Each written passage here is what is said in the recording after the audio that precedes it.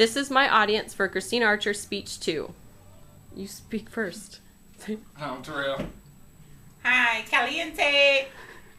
I'm Tom. I don't know any of these people. They just promised me free beer. She took it off you. Thank you.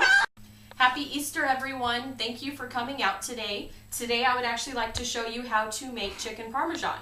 Chicken parmesan is a very simple recipe to make, and it's relatively quick. So for those of you who work and have to have dinner on the table at a decent hour, this is a dish to make. It takes about 30 to 45 minutes to make, so you can have dinner on the table at 6:30, let's say if you get off work at 5:30. I have made this dish for many friends and family. I've also made this dish for small gatherings that we've had at the house, and everybody has expressed how much they love it. So today I want to bring that to you, and I want to show you how to make it. So let's start with the ingredients first. We're going to need 2 eggs, and you're going to need to stir them. We're going to need about a cup of Italian seasoned breadcrumbs. I say Italian seasoned breadcrumbs because it already has the Italian seasoning in it. You can get plain breadcrumbs, but then you just have to add the seasoning to it. And then you want the chicken to be flavorful, so the Italian seasoned breadcrumbs is the way to go. You can add some more seasoning into the egg mixture to get the chicken even more seasoned and more tasteful. You'll need about a cup of marinara sauce. You can use any type of marinara sauce you like. This one is a 4-cheese marinara sauce. It already has the cheeses mixed in, and so it gives the chicken parmesan more of a cheesy flavor. And then you'll need about a cup or 2 of the 6 Italian cheeses, which is mozzarella, Asiago, provolone, parmesan, and romano. And then you'll need, of course, the skinless chicken breasts. 2 to 3 skinless chicken breasts usually yields about 6 chickens, 6 chicken parmesans. So let's start first. You're going to want to rinse off the chicken so you get off all the juices out of there from the excess package. Then we're going to want to do this is right now is about 2 inches thick or so. We're going to want to cut it down to about a 1/2 inch to 1 inch thick. And in order to do that, what we'll do is we'll cut it right down the middle so it makes it into a nice thin chicken cutlet. You can leave it this big if you'd like, for those who for those of you who have a big appetite, or for those of you who have husbands who eat a lot. But for normal people, we'll cut it in half, which yields about a good proportion size. It's about 5 or 6 inches. I'm sorry, 5 or 6 ounces. And then we'll just cut that here down the middle. And then once that's cut, we're going to go ahead and add it to the egg mixture and the breadcrumb mixture. So you'll put it in the egg mixture first, and we'll just coat that chicken like this.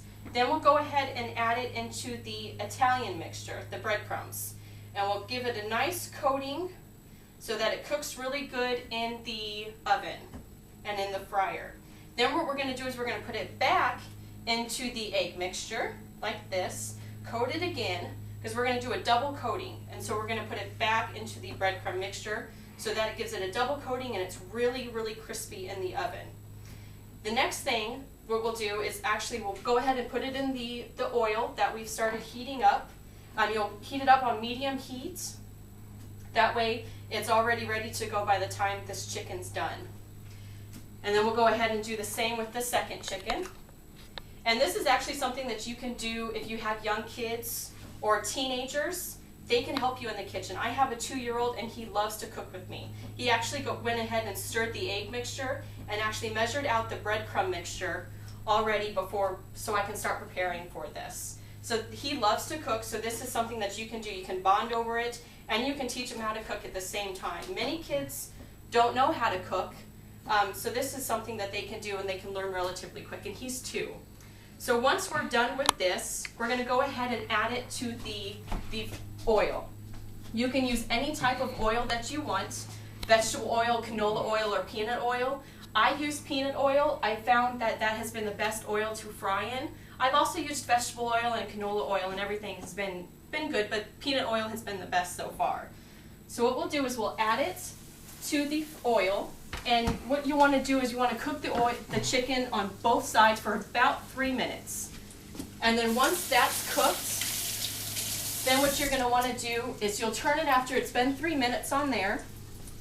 And once that's done, we're going to want to add the marinara sauce and the cheese on top of it. So we already have a chicken that I have already made from the oil. I cooked it on 3 minutes. See, it gives it the nice golden brown.